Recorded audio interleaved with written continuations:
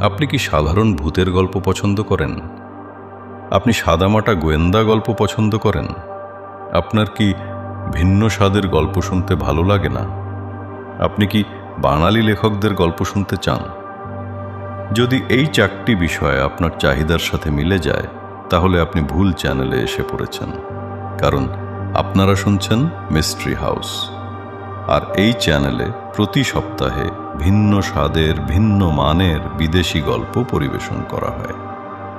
আজ শুনতে চলেছেন স্টিফেন কিং এর লেখা কাহিনী কুইটার্স ইঙ্ক।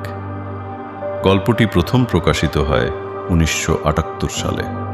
আপনি কি জানেন এই গল্পটির উপর ভিত্তি করে অনুরাগ কাশ্যপ 2007 সালে নো স্মোকিং নামের একটি সিনেমা বানিয়েছিলেন?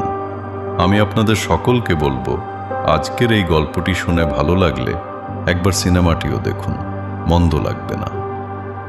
আসুন তাহলে শুরু করা যাক আজকের গল্প, স্টিফেন কিং এর লেখা কাহিনী কুইটার্স ইঙ্ক। মরিসন এয়ারপোর্টে ছিল, এক বন্ধুর জন্য অপেক্ষা করছিল, যার প্লেন প্রচণ্ড এয়ার ট্রাফিকের কারণে আকাশে আটকে ছিল। তখন অপেক্ষা করার সময় বারের অন্য প্রান্তে এক পরিচিত লোককে দেখতে পেয়ে এগিয়ে যায় সে। জিমি, তুমি তো জিমি ম্যাকান। হ্যাঁ, সেটা সেই। 1 বছর আগে মরিসন যখন তাকে শেষবার দেখেছিল, তার তুলনায় এখন সে খানিক মোটা হয়েছে, কিন্তু তাছাড়া তাকে বেশ স্বাস্থ্যবান এবং শক্তিশালী দেখাচ্ছিল। কলেজে সে ছিল একজন পাতলা, ফ্যাকাশে চেহারার ছেলে, যে সারাক্ষণ ধূমপান করত এবং বড় মোটা চশমা পরত চোখে। দেখে মনে হচ্ছিল সে এখন কন্ট্যাক্ট লেন্স পরে। Deck Morrison. হ্যাঁ, তোমাকে তো দারুণ লাগছে। সে হাত বাড়িয়ে ধরে। তোমাকেও বেশ লাগছে, ম্যাকন বলল। কিন্তু মরিসন জানত যে সে মিথ্যে বলছে। মরিসন শুধু এখন অতিরিক্ত কাজ, অতিরিক্ত খাওয়া এবং অতিরিক্ত ধূমপান করে থাকে। তুমি কি খাচ্ছ? বারবন, মরিসন বলল। সে একটা সিগারেট ধরায়। তুমি কি কারো জন্য অপেক্ষা করছো জিমি? না, আমি কাজের জন্য মায়ামি যাচ্ছি। সেখানে আমার একজন বড় ক্লায়েন্ট আছে। তিনি আমাদের সাথে $6 মিলিয়ন ব্যবসা করেছেন। তিনি একটি বড় টিভি স্পেশাল চেয়েছিলেন, কিন্তু আমরা সেটা করতে পারিনি। তাই আমাকে গিয়ে তাকে সান্ত্বনা দিতে হবে। তুমি কি এখনো ক্রেগার অ্যান্ড বার্টন কোম্পানিতে কাজ করছো? হ্যাঁ, আমি এখন এক্সিকিউটিভ ভাইস প্রেসিডেন্ট। বাহ, সে তো দারুণ ব্যাপার। কবে হলো এটা? মরিসনের একটু ঈর্ষা হয়, কিন্তু সে নিজেকে বোঝায় যে এটা শুধু বদহজম। সে অ্যান্টাসিডের রোল বের করে একটা মুখে পুরে দেয়। গত আগস্টে এমন কিছু ঘটেছিল যা আমার জীবন বদলে দিয়েছে। জিমি মরিসনের দিকে এমনভাবে তাকালো যেন কিছু ভাবছে সে। তারপর নিজের পানিয়ে চুমুক দিল। তোমার হয়তো আগ্রহ থাকতে পারে। ও না, জিমি ম্যাকান কি তবে ধর্মকর্মে মন দিয়েছে? নিশ্চয়ই, বলল সে। তার পানীয় আসতে সে বড় করে একটা চুমুক দেয় তাতে। আমার অবস্থা ভালো ছিল না, ম্যাকান বলল। আমার স্ত্রী শ্যারনের সাথে আমার ব্যক্তিগত সমস্যা চলছিল। আমার বাবা হার্ট অ্যাটাকে মারা গিয়েছিলেন, আর আমার একটা বিশ্রী কাশি শুরু হয়েছিল। একদিন আমার বস ববি ক্রেগার আমার অফিসে এসে আমাকে গুরুগম্ভীরভাবে কিছু কথা শোনালেন। হ্যাঁ, আমার মনে আছে, বলল মরিসন। সেও ওই কোম্পানিতে 1.5 বছর কাজ করেছিল। ওদের কথার মানে হলো, হয় ভালো করে কাজ করো, নয়তো চাকরি ছেড়ে দাও। ম্যাকান হাসে। ঠিক তাই। তার উপর আমার ডাক্তার বললেন যে আমার আলসার হতে চলেছে। তিনি আমাকে ধূমপান ছাড়তে বললেন। ম্যাকান মুখ বিকৃত করে। এর চেয়ে উনি আমাকে শ্বাস নেওয়া বন্ধ করতে বললেও পারতেন। মরিসন মাথা নাড়ে। সে পুরোপুরি বুঝতে পারছিল, যারা ধূমপান করে না তারা সবসময় নিজেদের নিয়ে গর্ব করে। সে নিজের সিগারেটের দিকে বিতৃষ্ণার সাথে তাকিয়ে সেটা নিভিয়ে দেয়, যদিও সে জানে যে 5 মিনিটের মধ্যেই সে আবার আরেকটা ধরাবে। তুমি কি ছেড়ে দিয়েছিলে? মরিসন জিজ্ঞাসা করে। হ্যাঁ, দিয়েছিলাম।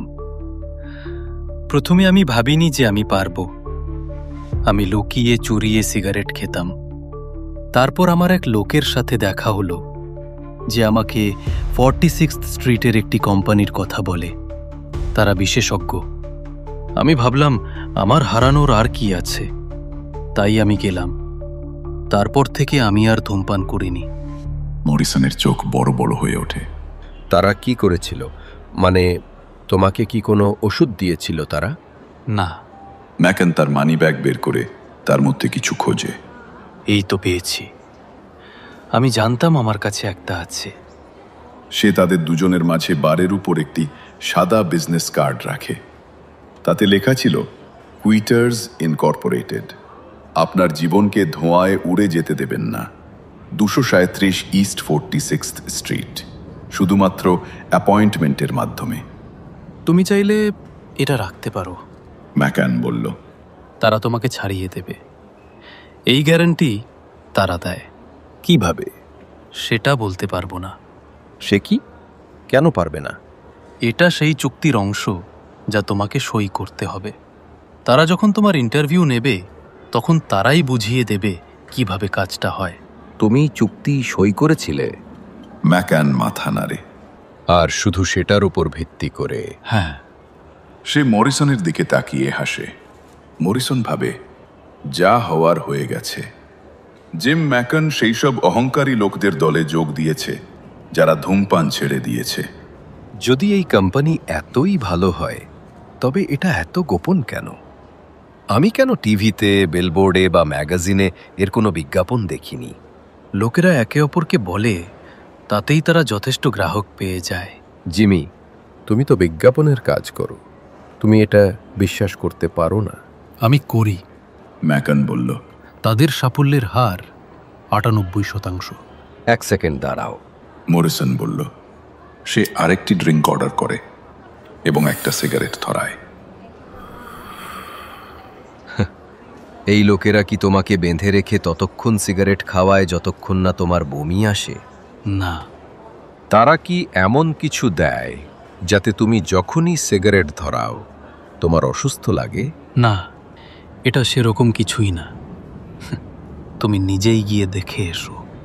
সে মরিসনের সিগারেটের দিকে ইশারা করে। তুমি সত্যিই ধূমপান উপভোগ করো না, তাই না? না, কিন্তু ধূমপান ছাড়াটা আমার জন্য সব কিছু বদলে দিয়েছে। ম্যাকান বলল। আমার মনে হয় না এটা সবার জন্য একই রকম, কিন্তু আমার জন্য এটা একটার পর একটা ভালো জিনিস ঘটার মতো ছিল। আমি ভালো অনুভব করতে শুরু করলাম, তাই শ্যারনের সাথে আমার সম্পর্কও ভালো হয়ে গেল। আমার শক্তি বেড়েছে, তাই আমার কাজের পারফরম্যান্সও ভালো হয়েছে। দেখো, আমার কিন্তু কৌতূহল বেশ বাড়ছে। তুমি কি শুধু আমায়... আমি দুঃখিত ডিক, আমি সত্যিই এটা নিয়ে কথা বলতে পারবো না। তার কণ্ঠস্বর ছিল দৃঢ়। তোমার কি ওজন বেড়েছিল? এক মুহূর্তের জন্য মরিসনের মনে হলো জিমি ম্যাকানকে প্রায় বিষণ্ণ দেখাচ্ছে। হ্যাঁ, আসলে একটু বেশিই বেড়ে গিয়েছিল, কিন্তু আমি আবার সেটা কমিয়ে ফেলেছি। আমি এখন ঠিকঠাক ওজনে আছি। আগে আমি খুব রোগা ছিলাম। লাউড স্পিকারে ঘোষণা হলো, ফ্লাইট 206 এখন গেট 9 থেকে ছাড়ছে। ওটা আমার ফ্লাইট। ম্যাকান উঠে দাঁড়িয়ে বলল। সে বারের ওপর একটি $5 নোট রাখে। তুমি চাইলে আরেকটা ড্রিঙ্ক নিতে পারো। আর আমি যা বললাম তা নিয়ে সত্যি সত্যি ভেবো ডিক। তারপর সে ভিড়ের মধ্যে দিয়ে চলমান সিঁড়ির দিকে এগিয়ে চলে। মরিসন কার্ডটি তুলে নিয়ে চিন্তিতভাবে দেখল। তারপর সেটি তার মানি ব্যাগে রাখে এবং ভুলে যায় সেটার বিষয়ে। 1 মাস পরে অন্য একটি বারে কার্ডটি তার মানি ব্যাগ থেকে বেরিয়ে আসে। সেদিন সে অফিস থেকে তাড়াতাড়ি বেরিয়েছিল এবং বিকেলটা মদ খেয়ে কাটানোর জন্য এসেছিল এখানে। তার চাকরিতে পরিস্থিতি ভালো যাচ্ছিল না। আসলে পরিস্থিতি ছিল খুবই খারাপ। সে ড্রিঙ্কের জন্য বারটেন্ডারকে একটি $10 নোট দেয়। তারপর ছোট কার্ডটা তুলে নিয়ে আবার পড়ে। 237 ইস্ট 46th স্ট্রিট ঠিকানাটি মাত্র 2 ব্লক দূরে। বাইরে তখন সুন্দর ঠান্ডা রৌদ্রোজ্জ্বল অক্টোবর মাস। সে ভাবে হয়তো মজার ছলে একবার ঘুরে আসাই যায়। বারটেন্ডার যখন তার বাকি টাকা ফেরত দিল, সে তার ড্রিঙ্ক শেষ করে বেরিয়ে পড়ে। ওয়েটার্স ইনকর্পোরেটেড ছিল একটি নতুন বিল্ডিংয়ে, যেখানে একটি অফিসের মাসিক ভাড়া সম্ভবত মরিসনের বার্ষিক বেতনের কাছাকাছি। লবির ডিরেক্টরি দেখে তার মনে হলো যে এদের অফিস পুরো একটি তলা জুড়ে রয়েছে, যার মানে তাদের অনেক টাকা আছে। সে লিফটে করে উপরে উঠে আসে। দরজা খুলতেই একটি বিলাসবহুল হলওয়েতে এসে পৌঁছায়, যেখানে পুরো কার্পেট পাতা। সেখান থেকে সে একটি সুন্দর সাজানো ওয়েটিং রুমে প্রবেশ করে, যেখানের বড় জানালা দিয়ে নিচের ব্যস্ত শহরের দৃশ্য দেখা যাচ্ছিল। দেয়ালের ধারে চেয়ারে 3 জন পুরুষ এবং 1 জন মহিলা বসে ম্যাগাজিন পড়ছিলেন। তারা সবাই ব্যবসায়ী ধরনের লোক। মরিসন রিসেপশনিস্টের ডেস্কের কাছে গেল। আবার এক বন্ধু আমাকে এটা দিয়েছে। সে কার্ডটি তার দিকে বাড়িয়ে দিয়ে বলল, বলতে পারেন সে এখানের একজন গ্র্যাজুয়েট। আপনার নাম কি স্যার? Richard Morrison. টাইপরাইটারটি মৃদু খটখট শব্দ করে ওঠে। এটি ছিল একটি ভালো মানের IBM টাইপরাইটার। আপনার ঠিকানা? 29 maple lane, Clinton, new York. আপনি কি বিবাহিত? হ্যাঁ, আপনার কোনো সন্তান আছে? একটি। সে তার ছেলে অ্যালভিনের কথা ভাবে এবং সামান্য ভ্রুকুটি করে। একটি শব্দটা ভুল মনে হলো। তার ছেলে মানসিকভাবে প্রতিবন্ধী এবং নিউ জার্সির একটি বিশেষ স্কুলে থাকে। কে আপনাকে আমাদের কথা বলেছে, মিস্টার মরিসন? স্কুলের এক পুরনো বন্ধু, জেমস ম্যাকান। বেশ বেশ, দয়া করে বসুন, আজ খুব ব্যস্ত একটা দিন। ঠিক আছে। মরিসন একজন কঠোর চেহারার নীল স্যুট পরা মহিলা এবং একজন অল্প বয়সী ব্যবসায়ীর মাঝে বসল। তারপর সিগারেটের প্যাকেট বের করে চারপাশে তাকালো সে, কিন্তু কোনো অ্যাস্ট্রে দেখতে পেল না। তাই সে প্যাকেটটা আবার পকেটে রেখে দেয়। ঠিক আছে, সে এই ছোট খেলাটা শেষ পর্যন্ত দেখবে এবং বেরিয়ে যাওয়ার সময় একটি সিগারেট ধরাবে।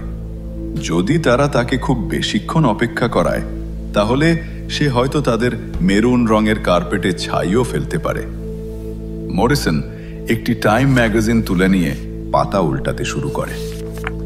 প্রায় 15 মিনিট পরে নীল স্যুট পরা মহিলার পরে তাকে ডাকা হলো। তার মস্তিষ্কের যে অংশটি সিগারেট চাইছিল, সেটি এখন বেশ জোরে জানান দিচ্ছে। তারপরে আসা একজন লোক তখন একটি সিগারেটের কেস বের করেছে। তিনি সেটি খুললেন এবং দেখলেন কোনো অ্যাস্ট্রে নেই। ফলে কিছুটা অপরাধীর মতো সেটি আবার রেখে দিলেন নিজের পকেটে। এটা দেখে মরিসনের ভালো লাগে। অবশেষে রিসেপশনিস্ট তাকে একটি উজ্জ্বল হাসি দিয়ে বলল, আপনি এবার ভিতরে যান, মিস্টার মরিসন। মরিসন তার ডেস্কের পেছনের দরজা দিয়ে হেঁটে একটি মৃদু আলোয় আলোকিত করিডোরে প্রবেশ করল। সাদা চুলের একজন বিশাল দেহী লোক, যার চুলগুলো নকল মনে হচ্ছিল, তার সাথে হাত মেলায়। লোকটা বন্ধুত্বপূর্ণভাবে হাসলেন এবং বললেন, আমার সাথে আসুন মিস্টার মরিসন। তিনি মরিসনকে বেশ কয়েকটি বন্ধ চিহ্নহীন দরজার পাশ দিয়ে নিয়ে গেলেন। তারপর তিনি হলওয়ের মাঝখানের একটি দরজা চাবি দিয়ে খুললেন।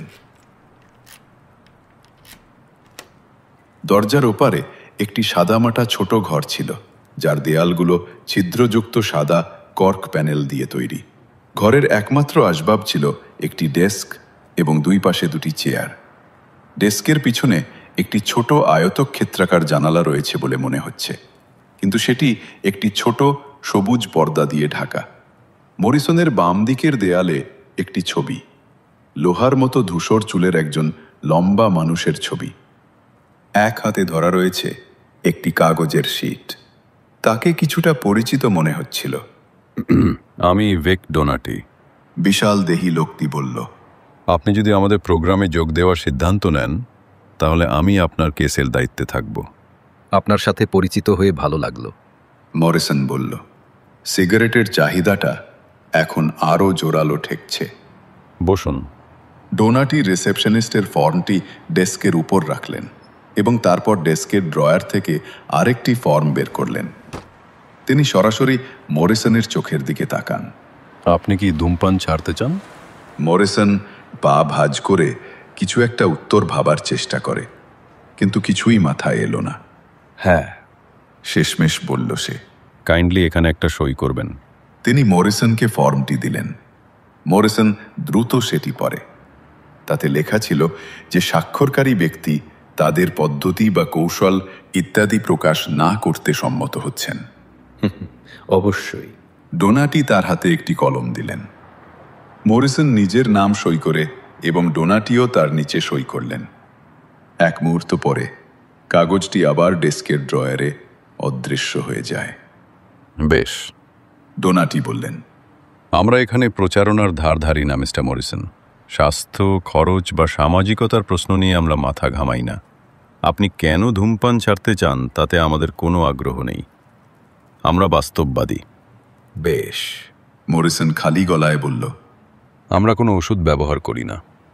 আমরা আপনাকে উপদেশ দেওয়ার জন্য কোনো ডেল কার্নেগির লোক রাখব না। আমরা কোনো বিশেষ খাদ্যের পরামর্শ দিই না, এবং আপনি 1 বছর ধরে ধূমপান বন্ধ না করা পর্যন্ত আমরা কোনো অর্থ গ্রহণ করব না। বাপরে। মিস্টার ম্যাকন আপনাকে এটা বলেননি? না।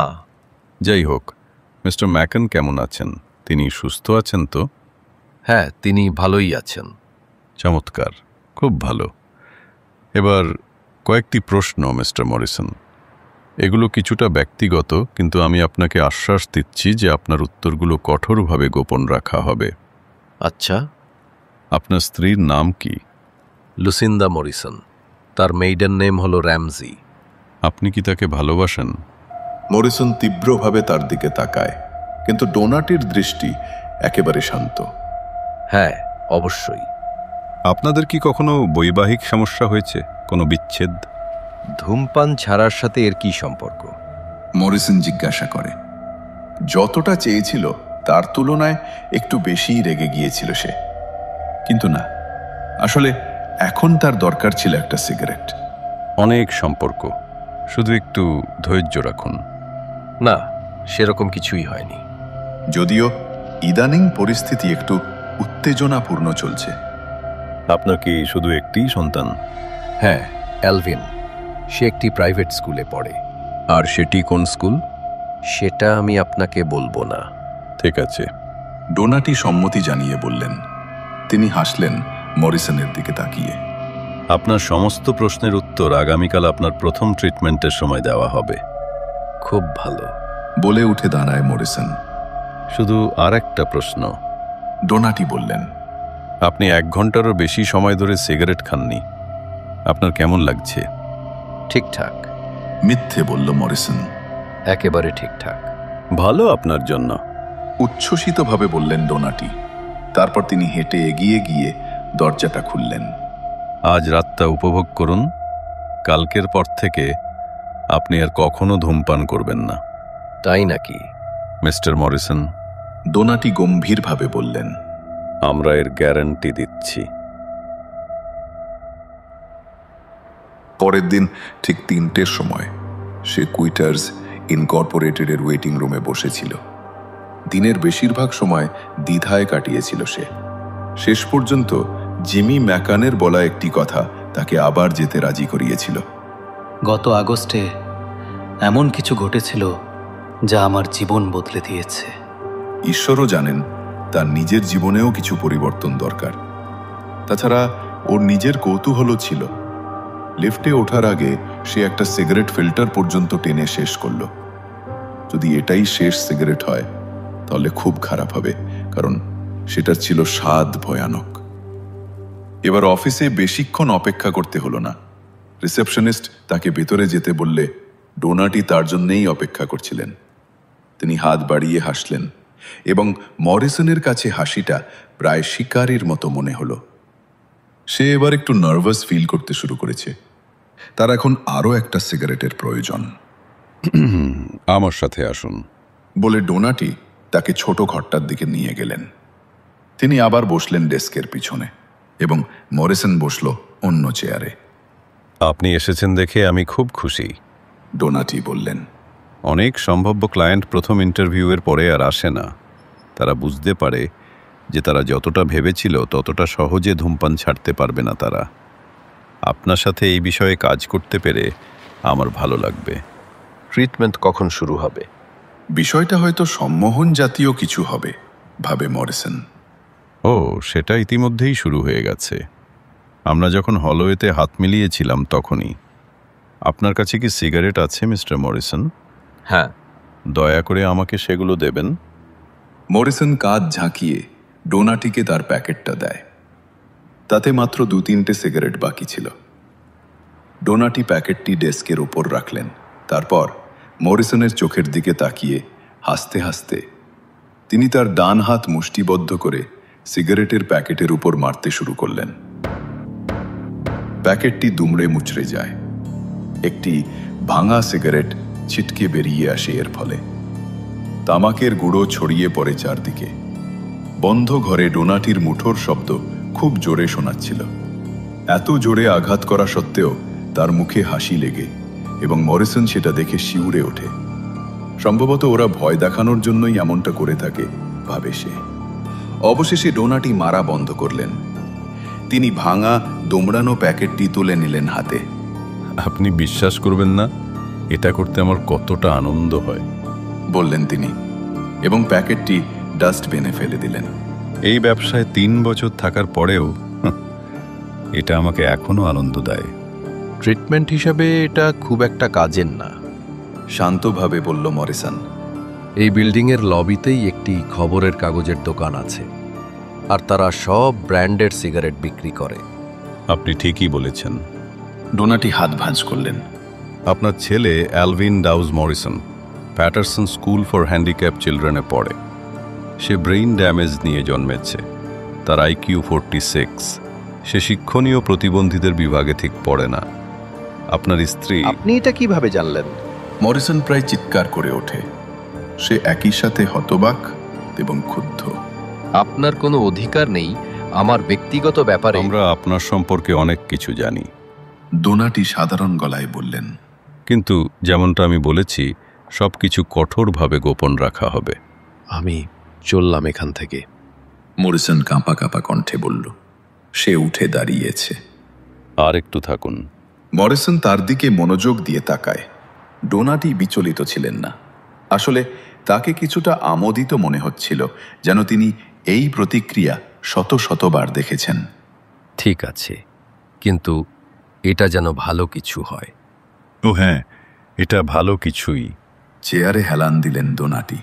আমি আপনাকে বলেছিলাম যে আমরা এখানে বাস্তববাদী হিসেবে আমাদের এটা মেনে নিতে হবে যে তামাকের নেশা ছাড়ানো কতটা কঠিন। প্রায় 85% মানুষ যারা ছেড়ে দেয় তারা আবার শুরু করে। হেরোইন আসক্তদের ক্ষেত্রে এই হার এর চেয়ে কম। এটি একটি অসাধারণ সমস্যা। মরিসন ডাস্টবিনের দিকে তাকায়। একটি সিগারেট যদিও তেবড়ে গিয়েছে, তাও ধূমপানযোগ্য মনে হচ্ছিল। ডোনাটি হাসলেন। তিনি ডাস্টবিন থেকে সেটি তুলে নিয়ে ভেঙে ফেললেন আঙুলের মধ্যে। মাঝে মাঝে আইনসভায় কারাগার থেকে সাপ্তাহিক সিগারেটের রেশন বন্ধ করার প্রস্তাব ওঠে। এই প্রস্তাবগুলো সবসময় বাতিল হয়ে যায়। কয়েকটি ক্ষেত্রে যেখানে এটি পাস হয়েছে সেখানে হয়েছে ভয়ানক দাঙ্গা। মিস্টার মরিসন, ভাবুন তো। অবাক হওয়ার কিছুই নেই, কিন্তু এর অর্থটা ভাবুন। আপনি যখন একজন মানুষকে কারাগারে রাখেন, আপনি তার স্বাভাবিক যৌন জীবন, তার মদ, তার রাজনীতি, তার চলাফেরার স্বাধীনতা কেড়ে নেন। কোনো দাঙ্গা হয় না, হলেও খুবই কম। কিন্তু যখন আপনি তাদের সিগারেট কেড়ে নিলেন, তখন ধুমধাম। তিনি জোর দেওয়ার জন্য ডেস্কের ওপর মুঠোর আঘাত করলেন। প্রথম বিশ্বযুদ্ধের সময় যখন জার্মানির সাধারণ মানুষ সিগারেট পেত না, তখন অভিজাতদের রাস্তার নর্দমা থেকে সিগারেটের বাট কুড়ানোর দৃশ্য খুবই সাধারণ ছিল। দ্বিতীয় বিশ্বযুদ্ধের সময় অনেক আমেরিকান মহিলা সিগারেট না পেয়ে পাইপে ধূমপান শুরু করেছিল। একজন সত্যিকারের বাস্তববাদীর জন্য এটি একটি আকর্ষণীয় সমস্যা, মিস্টার মরিসন। আমরা কি ট্রিটমেন্টের বিষয়ে যেতে পারি? একটু পরেই। দয়া করে এদিকে আসুন। ডোনাটি উঠে দাঁড়ালেন। মরিসন গতকাল যে সবুজ পর্দাটি দেখেছিল তার পাশে দাঁড়ায়। ডোনাটি পর্দাটি সরালেন এবং একটি জানালা দেখা গেল, যা দিয়ে একটি খালি ঘর দেখা যাচ্ছে। না, ঘরটি পুরোপুরি খালি ছিল না। মেঝের উপর একটি খরগোশ রাখা, একটি থালা থেকে খাবার খাচ্ছিল সে। খরগোশটা সুন্দর, মন্তব্য করে মরিসন। হ্যাঁ, এবার ওকে দেখুন। ডোনাটি জানালার পাশের একটি বোতাম টিপলেন। খরগোশটি খাওয়া বন্ধ করে পাগলের মতো লাফাতে শুরু করে দেয়। যতবার তার পা মেঝেতে পড়ছিল ততবারই সে আরও উঁচুতে লাফ দিচ্ছিল। তার লোমগুলো চারদিকে খাড়া হয়ে গিয়েছিল, চোখগুলো হয়ে উঠেছিল বন্য জন্তুর মতো। একই থামুন, আপনি তো ওকে ইলেকট্রিক শক দিচ্ছেন। ডোনাটি বোতামটি ছেড়ে দিলেন। একেবারেই না, মেঝেতে খুব কম শক্তির একটি ইলেকট্রিক চার্জ আছে। খরগোশটির দিকে দেখুন মিস্টার মরিসন। খরগোশটি খাবারের থালা থেকে প্রায় 10 ফুট দূরে গুটিয়ে বসে। তার নাক কাঁপছিল। হঠাৎ সে এক কোণে লাফিয়ে চলে যায়। যদি খরগোশটি খাওয়ার সময় বারবার শক খায়, তবে সে খুব দ্রুত সংযুক্তি বুঝতে পারে। খাওয়া মানেই ব্যথা, তাই সে খাবে না। আরও কয়েকবার শক দিলে খরগোশটি তার খাবারের সামনেই অনাহারে মারা যাবে।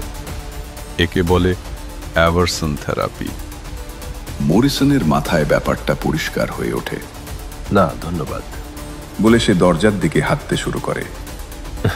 দয়া করে দাঁড়ান মিস্টার মরিসন। মরিসন থামল না।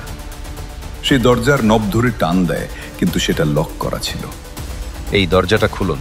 মিস্টার মরিসন, আপনি যদি শুধু একটু বসেন। এই দরজাটা খুলুন, নইলে আমি আপনার উপর মামলা করব। বসুন। কণ্ঠস্বরটি বরফের মতো শীতল ছিল। মরিসন ডোনাটির দিকে তাকায়। তার চোখ জোড়া গভীর এবং ভয় পাওয়ানোর মতো। হে ভগবান, আমি একটা পাগলের সাথে আটকে পড়েছি, ভাবে সে ঠোঁট চাটল। প্রচণ্ডভাবে একটা সিগারেটের প্রয়োজন অনুভব হচ্ছিল তার। আমাকে ট্রিটমেন্টটা আরও বিস্তারিতভাবে ব্যাখ্যা করতে দিন, ডোনাটি বললেন। আপনি বুঝতে পারছেন না। মরিসন ধৈর্য ধরার ভান করে বলল, আমি ট্রিটমেন্টটা চাই না। না মিস্টার মরিসন, আপনিই বুঝতে পারছেন না। আপনার কোনো বিকল্প নেই। আমি যখন আপনাকে বলেছিলাম যে ট্রিটমেন্ট ইতিমধ্যেই শুরু হয়ে গেছে, তখন আমি আক্ষরিক অর্থেই সত্যি কথা বলছিলাম। আমি ভেবেছিলাম আপনি এতক্ষণে এটা বুঝে গিয়েছেন। আপনি পাগল। না, শুধু একজন বাস্তববাদী। আমাকে ট্রিটমেন্টের সব কিছু বলতে দিন। অবশ্যই, মরিসন বলল। শুধু এটা জেনে রাখুন যে আমি এখান থেকে বের হওয়ার সাথে সাথেই 5 প্যাকেট সিগারেট কিনব এবং পুলিশ স্টেশনে যাওয়ার পথে সবগুলো খাব। সে হঠাৎ বুঝতে পারল যে সে নিজের বুড়ো আঙুলের নখ কামড়াচ্ছে এবং সাথে সাথে নিজেকে থামায়। আপনার যা ইচ্ছা, তবে আমার বিশ্বাস আপনি পুরোটা শুনলে আপনার মন পরিবর্তন করবেন।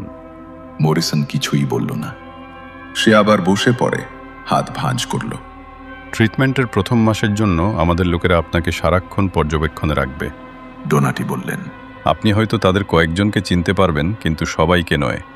কিন্তু তারা সব সময় আপনার সাথে থাকবে, সব সময়।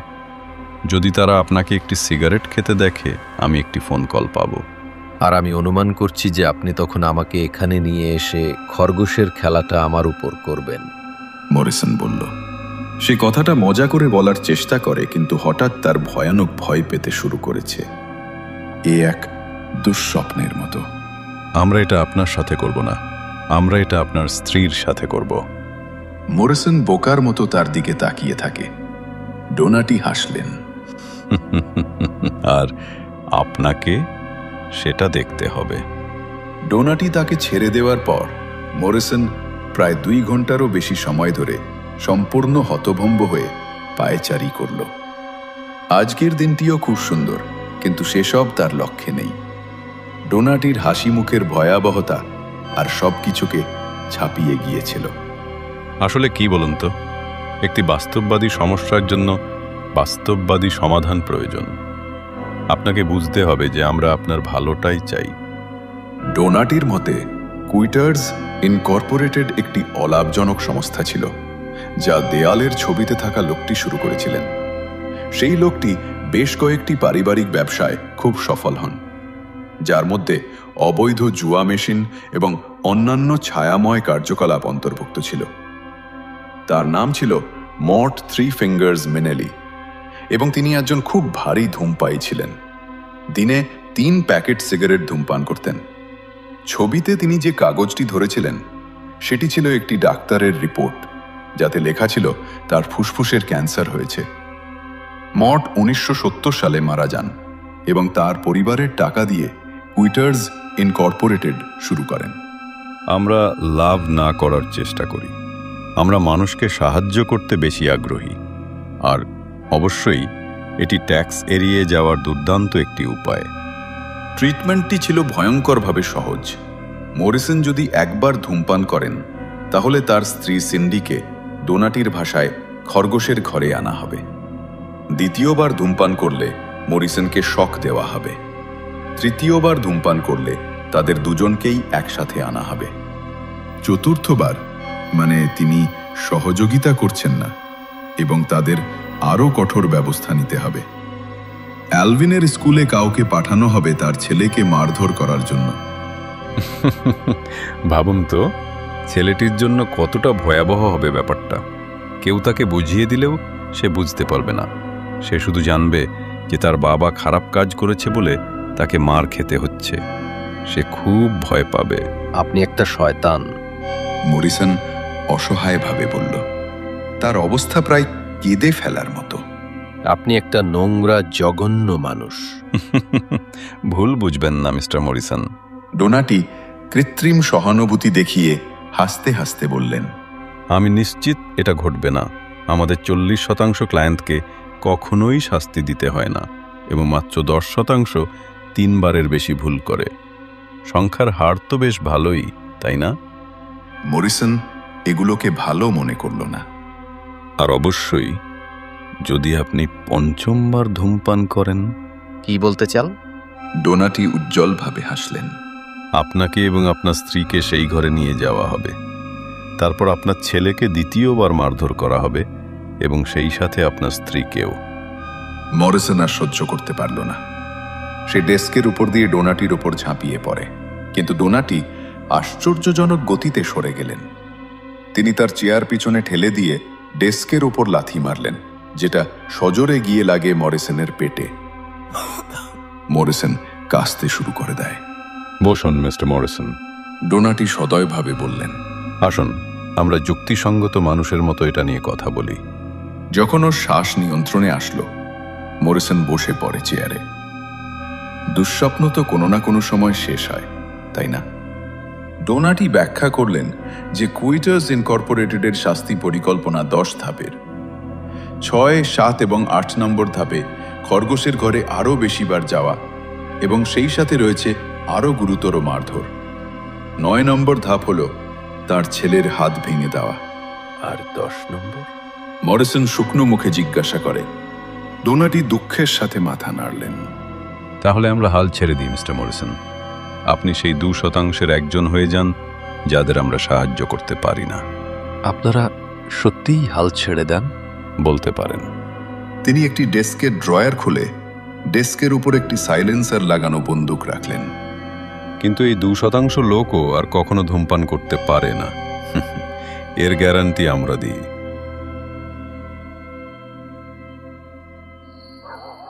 সেই শুক্রবার রাতে সিন্দির প্রিয় একটি মুভি চলছিল টিভিতে, কিন্তু মরিসন এত বেশি বিড়বিড় এবং ছটফট করছিল যে সে মনোযোগ দিতে পারছিল না। তোমার কি হয়েছে? সে বিজ্ঞাপনের সময় জিজ্ঞাসা করল। কিছু না, সব কিছু। আমি ধূমপান ছাড়ছি। সিন্ডি হাসে। কবে থেকে? 5 মিনিট আগে? আজ বিকেল 3টে থেকে। তুমি সত্যি সত্যি তখন থেকে সিগারেট খাওনি? না, বলল মরিসন, এবং সে তার বুড়ো আঙুলের নখ কামড়াতে শুরু করে। এ তো দারুণ বিষয়। তা হঠাৎ কি হলো যে তুমি ছাড়ার সিদ্ধান্ত নিলে? তুমি আর অ্যালভিন। সিন্ডির চোখ বড় বড় হয়ে যায় এবং মুভি আবার শুরু হলেও সে সেদিকে তাকালো না। দিক প্রায় কখনোই তাদের প্রতিবন্ধী ছেলের কথা বলতো না। সে এগিয়ে এসে তার পাশের খালি অ্যাস্ট্রেটা দেখল এবং তারপর তার চোখের দিকে তাকিয়ে বলল, তুমি কি সত্যি সত্যি ছাড়ার চেষ্টা করছো ডিক? আমি সত্যি করছি। আমি খুব খুশি। তুমি সফল না হলেও আমরা দুজনেই তোমার চেষ্টা করার জন্য তোমাকে ধন্যবাদ জানাবো। আমার মনে হয় আমি সফল হব। ডোনাটির চোখে সেই অন্ধকার খুনে দৃষ্টির কথা মনে পড়ে তার। সে রাতেও ভালো করে ঘুমাতে পারল না। ভোর 3টের দিকে সে পুরোপুরি জেগে ওঠে। তার সিগারেটের ইচ্ছাটা ক্রমাগত এসে চলেছে এবং সেটা এক বেদনাদায়ক অনুভূতি। মরিসন নিচে তার স্টাডি রুমে আসে। ঘরটি বাড়ির মধ্যবর্তী অংশে এবং কোনো জানালা নেই। সে তার ডেস্কের উপরের ড্রয়ারটি খুলে ভিতরের সিগারেটের বাক্সটির দিকে তাকিয়ে থাকে। একবার চারপাশে তাকিয়ে ঠোঁট চাটল সে। তারা প্রথম মাস তোমাকে সারাক্ষণ নজরে রাখবে, ডোনাটি বলেছিল। পরের 2 মাস দিনে 18 ঘন্টা। তারপর চতুর্থ মাসে যখন মানুষ বেশিরভাগ ব্যর্থ হয়, তারা আবার 24 ঘন্টা নজরে রাখবে। এরপর বাকি জীবন তারা এলোমেলোভাবে নজরে রাখবে তাকে, তার বাকিটা জীবন। আমরা হয়তো প্রতি 2 মাসে একবার আপনাকে পরীক্ষা করব, ডোনাটি বলেছিল। অথবা প্রতি 2 দিনে, অথবা হয়তো 2 বছর পর 1 সপ্তাহ ধরে সারাদিন আপনার উপর নজর রাখব। মূল কথা হলো, আপনি কখনো জানতে পারবেন না। যদি আপনি ধূমপান করেন তাহলে সেটা বড় একটা ঝুঁকি হয়ে যাবে। তারা কি এখন দেখছে? তারা কি আমার স্ত্রীকে তুলে নিয়ে যাচ্ছে বা আমার ছেলেকে আঘাত করার জন্য কাউকে পাঠাচ্ছে? ব্যবস্থাটা খুবই সুন্দর, তাই না? আর যদি আপনি লুকিয়ে একটা সিগারেট খান তাহলে তার স্বাদ হবে ভয়ানক। এটা আপনার ছেলের রক্তের স্বাদের মতো লাগবে। কিন্তু তারা এখন মাঝরাতে তার নিজের ব্যক্তিগত স্টাডি রুমে দেখতে পারে না। বাড়িটা পুরোপুরি শান্ত। সে প্রায় 2 মিনিট ধরে বাক্সের সিগারেটগুলোর দিকে তাকিয়ে থাকে। তারপর সে স্টাডির দরজার কাছে গিয়ে খালি হলওয়েতে উঁকি দেয় এবং আবার সিগারেটগুলোর দিকে তাকাতে ফিরে আসে। তার মনে একটি ভয়ানক চিন্তা এলো। তার সামনে পড়ে রয়েছে একটাও সিগারেট ছাড়া পুরো গোটা একটা জীবন। সে কিভাবে একজন নতুন ক্লায়েন্টের সামনে নিজেকে শান্ত দেখানোর জন্য সিগারেট ছাড়া একটি কঠিন প্রেজেন্টেশন দেবে? সে কিভাবে সিন্ডির বিরক্তিকর বাগান প্রদর্শনী সহ্য করবে? সে কিভাবে সকালে উঠে কফির সাথে সিগারেট ছাড়া দিন শুরু করবে? সে এই ঝামেলায় জড়িয়ে পড়ার জন্য নিজেকে অভিশাপ দেয়, ডোনাটিকে অভিশাপ দেয়, সবচেয়ে বেশি জিমি ম্যাকানকে অভিশাপ দেয় সে। জিমি এটা কিভাবে করতে পারল? ওই বদমাশটা জানতো কি হবে। মরিসনের হাত কাঁপছিল তখন। সেই বিশ্বাসঘাতক জিমি ম্যাকানকে বেধড়ক মার দেওয়ার ইচ্ছা জাগছিল তার মনে। গোপনে আবার স্টাডির চারপাশে তাকালো মরিসন। সে ড্রয়ারের মধ্যে হাত ঢুকিয়ে একটি সিগারেট বের করে আলতো করে সেটি ধরল। সেটি মুখে দিয়েই সঙ্গে সঙ্গে থেমে যায় সে, কান খাড়া করে শোনার জন্যে।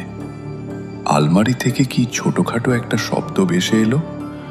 সম্ভবত না, কিন্তু যদি সত্যি হয়, যদি সত্যি হয়, তার মনে আরেকটি ছবি ভেসে ওঠে।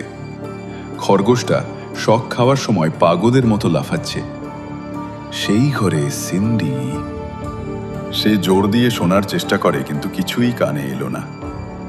সে নিজেকে বলল যে তাকে শুধু আলমারির দরজাটা খুলে দেখতে হবে, কিন্তু ভেতরে কি খুঁজে পেতে পারে তা নিয়ে খুব ভয় পাচ্ছিল মরিসন। ও আবার বিছানায় ফিরে যায়, কিন্তু অনেকক্ষণ যাবৎ ঘুমাতে পারল না। সকালে তার শরীর খারাপ লাগা সত্ত্বেও সকালের খাবারটা ভালোই লাগে তার। সে নিজের স্বাভাবিক কর্নফ্লেক্স খাওয়ার পর একটু ভেবে ডিম ভেজেও খেল। সে যখন রাগের সাথে প্যান্টটা ধুচ্ছিল তখন সিন্ডি নিচে নেমে আসে। রিচার্ড মরিসন, তুমি তো বহুদিন ধরে সকালে ডিম খাও না। মরিসন শুধু গোঁ গোঁ করে। তুমি কি এখনো সিগারেট খাওনি? না। তুমি দুপুর নাগাদ আবার ধূমপান শুরু করবে, হালকাভাবে বলল সিন্ডি। বাহ, তুমি তো বেশ সাহায্য করছো আমাকে। মরিসন ভেবেছিল সিন্ডি রেগে যাবে, কিন্তু পরিবর্তে সে শুধু অবাক হয়ে তাকিয়ে রইল ওর দিকে। তুমি সত্যিই সিরিয়াস? অবশ্যই। তুমি ভাবতেও পারবে না কতটা সিরিয়াস। সে ভাবে। সিন্ডি তার কাছে গিয়ে বলল, তোমাকে দেখতে খুব খারাপ লাগছে, কিন্তু আমি তোমার জন্য খুব গর্বিত। মরিসন তাকে শক্ত করে জড়িয়ে ধরে। অক্টোবর এবং নভেম্বর মাসে রিচার্ড মরিসনের জীবনের কিছু দৃশ্য এখানে দেওয়া হলো। মরিসন একটি বারে এক বন্ধুর সাথে ছিল। বন্ধুটি তাকে একটি সিগারেট অফার করে। মরিসন তার গ্লাসটা একটু জোরে চেপে ধরে বলল, আমি ছাড়ার চেষ্টা করছি। তার বন্ধু হেসে বলল, খুব বেশি হলে 1 সপ্তাহ। মরিসন সকালে ট্রেনের জন্য অপেক্ষা করছিল যখন সে তার খবরের কাগজের উপর দিয়ে তাকাতে একটি নীল স্যুট পরা যুবককে দেখতে পায়। সে এখন এই যুবককে প্রায় প্রতিদিনই দেখতে পায় এবং মাঝে মাঝে অন্য জায়গাতেও। সে তাকে একটি রেস্তোরাঁয় দেখেছে যেখানে ও একজন ক্লায়েন্টের সাথে দেখা করতে গিয়েছিল। সে তাকে একটি গানের দোকানে দেখেছে, এমনকি গল্ফ কোর্সেও তাকে দেখেছে সে। মরিসন একটি পার্টিতে মাতাল হয়ে গিয়েছিল। তার একটি সিগারেট দরকার, কিন্তু তখনও যথেষ্ট মাতাল হয়নি যে ধূমপান করতেই হবে। মরিসন তার ছেলের সাথে দেখা করতে যায়। সাথে করে নিয়ে গিয়েছিল একটি বড় বল যা চাপ দিলে শব্দ করে। তার ছেলে তাকে খুশি হয়ে চুমু খায়। ছেলেটার মুখের কোণ দিয়ে লালা ঝরছিল, কিন্তু কোনো কারণে এটি আর আগের মতো ততটা খারাপ লাগলো না। সে তার ছেলেকে শক্ত করে জড়িয়ে ধরে এবং এমন কিছু উপলব্ধি করে যা ডোনাটি এবং তার কোম্পানি ইতিমধ্যেই বুঝে গিয়েছিল: ভালোবাসা সবচেয়ে শক্তিশালী মাদক। মরিসনের মধ্যে থেকে ধূমপানের প্রয়োজনটা শারীরিকভাবে ধীরে ধীরে সরছিল, কিন্তু মানসিকভাবে আকাঙ্ক্ষাটা পুরোপুরি হারায়নি। তার মুখে সবসময় কিছু না কিছু দরকার হয়: কফ ড্রপ, ক্যান্ডি, একটি টুথপিক। এগুলো সিগারেটের মতো ভালো নয়। অবশেষে একদিন মরিসন একটি টানেলের মধ্যে একটি বিশাল ট্রাফিক জ্যামে আটকে পড়ে। অন্ধকার, গাড়ি হর্ন বাজাচ্ছে, বাতাস দুর্গন্ধময়। হঠাৎ সে গ্লাভ কম্পার্টমেন্টটা খোলে এবং ভেতরে একটি অর্ধেক খোলা সিগারেটের প্যাকেট দেখতে পায়। এক মুহূর্ত সে তাকিয়ে থাকে সেগুলোর দিকে, তারপর একটা তুলে নিয়ে গাড়ির লাইটার দিয়ে জ্বালায়। যদি কিছু হয় তো সেটা সিন্ডির দোষ। নিজেকে বুঝায় সে। আমি তাকে সব সিগারেট ফেলে দিতে বলেছিলাম। প্রথম টানেই কাশি উঠে আসে তার। দ্বিতীয় টানে তার চোখে জল এসে গেল। তৃতীয় টানে মাথা ঘুরতে লাগলো। এর স্বাদ ভয়ানক, ভাবল সে। ঠিক তারপরেই সে ভাবে, হে ভগবান, আমি কি করছি? তার পিছনে গাড়ি হর্ন বাজাচ্ছিল। তার সামনের ট্রাফিক আবার চলতে শুরু করেছে। সে সিগারেটটা অ্যাশট্রেতে নিভিয়ে দিয়ে জানলা খুলে দেয় এবং তার হাত দিয়ে বাতাস নাড়তে লাগে, যেন কোনো বাচ্চা তার প্রথম সিগারেট ফ্লাশ করে প্রমাণ লোপাট করার চেষ্টা করছে। সেদিন নার্ভাসভাবে বাড়ি ফিরল সে। সিন্ডি, সে ডাক দেয়। আমি বাড়ি এসেছি। কোনো উত্তর এলো না। সিন্ডি? ফোনটা বেজে উঠল এই সময় এবং মরিসন সেটা তোলে। Hello, Cindy? Hello mister Morrison. Donatti বললেন। তার কণ্ঠস্বর প্রফুল্ল এবং ব্যবসায়িক ছিল। মনে হচ্ছে আমাদের একটি ছোট বিষয় নিয়ে আলোচনা করার আছে। বিকেল 5টা কি আপনার জন্য সুবিধাজনক হবে? আমার স্ত্রীকে কি আপনারা ধরে রেখেছেন? হ্যাঁ, রেখেছি। ডোনাটি একটি ছোট হাসি দিয়ে বললেন। দেখুন, ওকে ছেড়ে দিন। মরিসন অনুনয় করে বললেন, এটা আর হবে না। এটা একটা ভুল ছিল, শুধু একটা ভুল, ব্যাস। আমি মাত্র 3 টান দিয়েছিলাম এবং এর স্বাদও ভালো লাগেনি। এটা তো খুবই দুঃখের বিষয়। তাহলে আমি আপনাকে 5টায় আশা করতে পারি? প্লিজ। মরিসন যেন প্রায় কেঁদে ফেলবে, প্লিজ। কিন্তু ফোনটা ততক্ষণে কেটে গিয়েছে।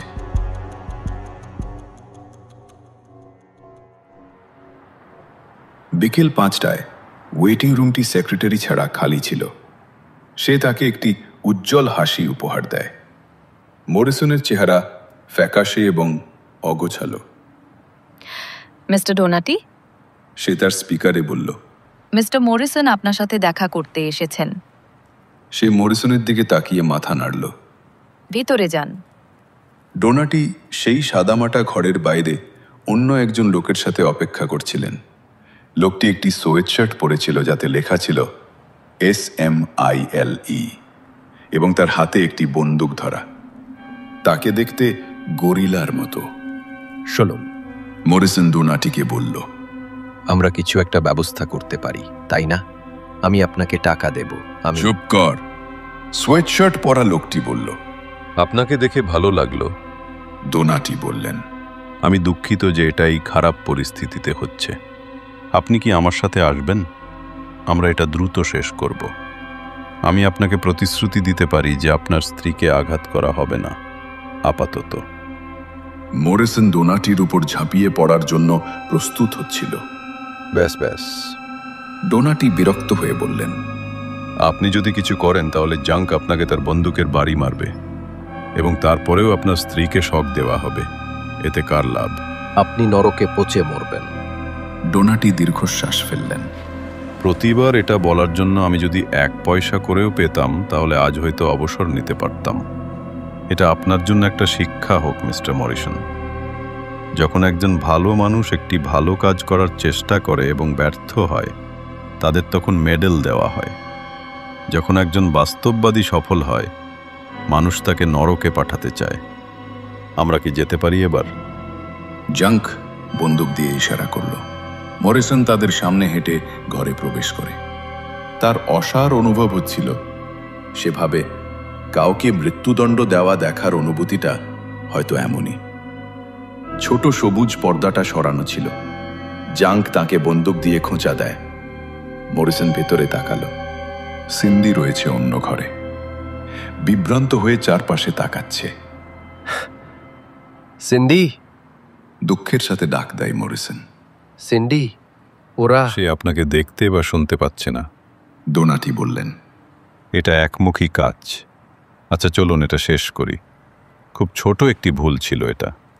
আমার মনে হয় 30 সেকেন্ডই যথেষ্ট হবে। জাঙ্ক? জাঙ্ক এক হাতে বোতাম টিপল এবং অন্য হাতে বন্দুকটা মরিসনের পিঠে দৃঢ়ভাবে চেপে রাখল। মরিসনের জীবনের দীর্ঘতম 30 সেকেন্ড ছিল এটা। যখন তা শেষ হয়, ডোনাটি মরিসনের কাঁধে একটি হাত রেখে বললেন, আপনি কি বমি করবেন? না। মরিসন দুর্বলভাবে বলল। তার কপালটা লেগেছিল কাচের ওপর। পা দুটো যেন লগবগ করছে। আমার মনে হয় না। আমার সাথে আসুন। ডোনাটি বললেন। কোথায়? মরিসন খালি গলায় জিজ্ঞাসা করে। আমার বিশ্বাস আপনাকে কিছু ব্যাখ্যা দিতে হবে, তাই না? আমি কিভাবে ওর মুখোমুখি হব? আমি কিভাবে ওকে বলবো যে আমি আমার মনে হয় আপনি অবাক হবেন। ডোনাটি বললেন। পরের ঘরে একটি সোফা ছাড়া বাকিটা খালি। সিন্ডি সেটার উপর বসে কাঁদছিল। সিন্ডি? মরিসন আলতো করে ডাকে। সিন্ডি মাথা তুলে তাকায়। তার চোখগুলো কান্নায় ভেজা।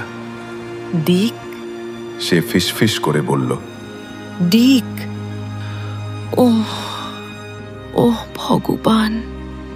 মরিসন তাকে শক্ত করে জড়িয়ে ধরে। দুজন লোক, তারা বাড়িতে ছিল। প্রথমে আমি ভেবেছিলাম তারা ডাকাত। তারপর আমি ভাবলাম হয়তো তারা আমাকে আঘাত করবে। তারপর তারা আমার চোখে পট্টি বেঁধে আমাকে কোথাও নিয়ে গেল। আর এটা ভয়ানক ছিল। কিন্তু কেন? সে তার দিকে তাকিয়ে জিজ্ঞাসা করে। তারা কেন? আমার কারণে, বলল সে। তোমাকে একটা কাহিনী বলার আছে, সিন্ডি। কাহিনী শেষ করে সে এক মুহূর্ত চুপ করে থাকে। তারপর বলে, আমার মনে হয় তুমি আমাকে ঘৃণা করো এখন। তাতে আমি তোমাকে দোষ দেব না। সিন্ডি মেজের দিকে তাকিয়েছিল। সে তার মুখ 2 হাতে ধরে তার দিকে তাকায়।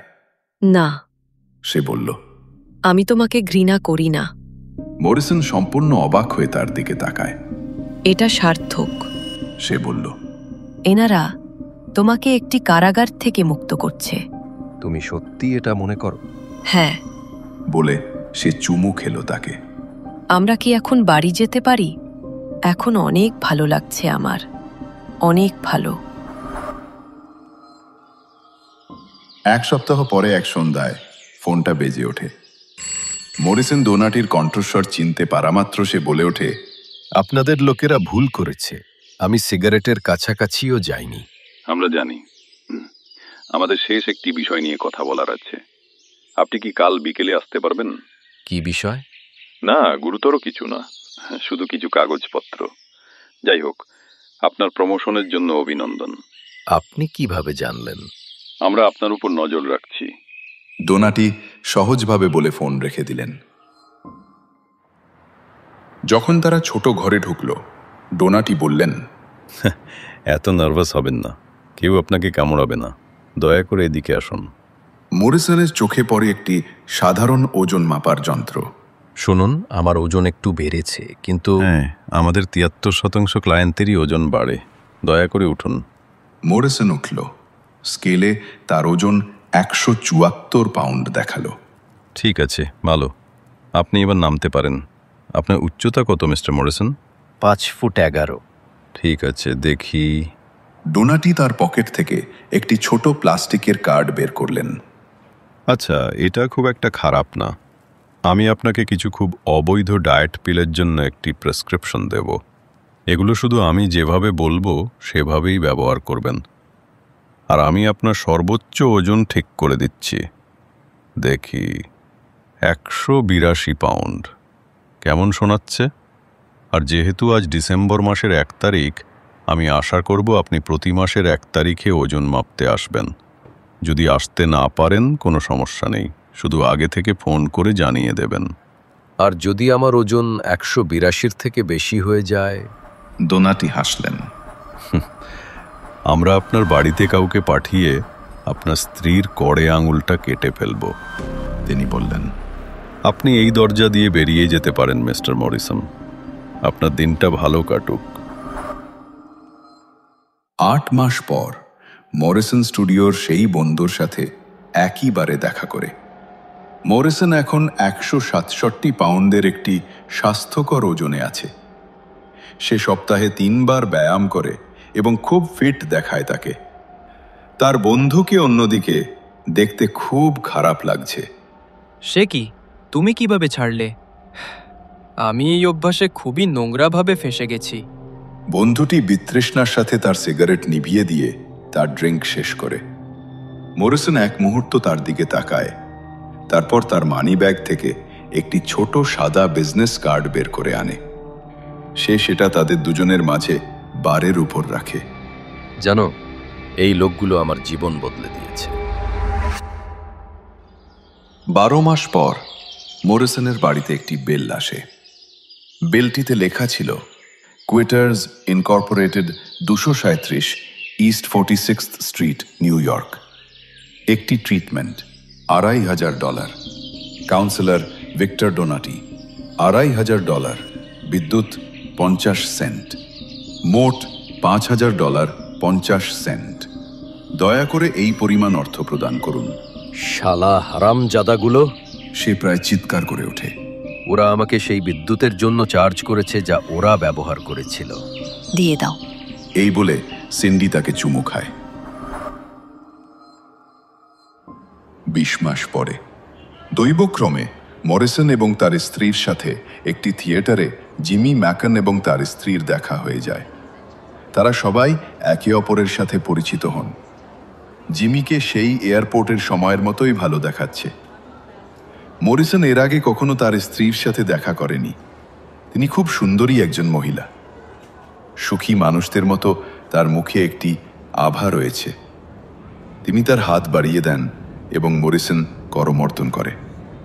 তার করমর্দনের মধ্যে অদ্ভুত কিছু একটা ছিল। নাটকের মাঝপথে মরিসন বুঝতে পারে সেটা কি। ওনার ডান হাতের করে আঙুলটা ছিল না।